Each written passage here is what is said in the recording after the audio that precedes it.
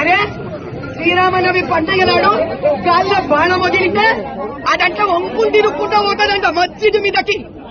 మరి ఇప్పుడు ఎవడు ఎన్ని వంకులు తిరుక్కొని వచ్చి అమ్మవారి తలకాయ నరికిండ్రు.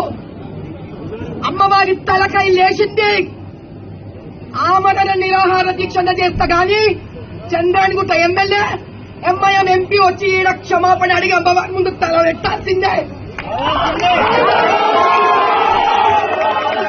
పోలీసులను నేను నమ్మా. ఎలక్షన్ రోజు నేను చూసిన పోలీసులు ఎంత కోఆపరేట్ చేస్తారు. ఈ రక్షాపురం అనుభవం అయితే మస్తుంది. ఇలా నమ్మం. 10 మీటర్ దూరంలో ఉన్నాయి ఆ పోలీస్ స్టేషన్. అప్పుడే కాపాడుకోలేకపోయినాం మేము. ఇది బంగ్లాదేశ్ కాదు, హిందుస్థాన్. యాద్ రఖో. హిందువులకి ముస్లింలకి మధ్యలో గొడవలు తెచ్చే ప్రయత్నం చేస్తుంది.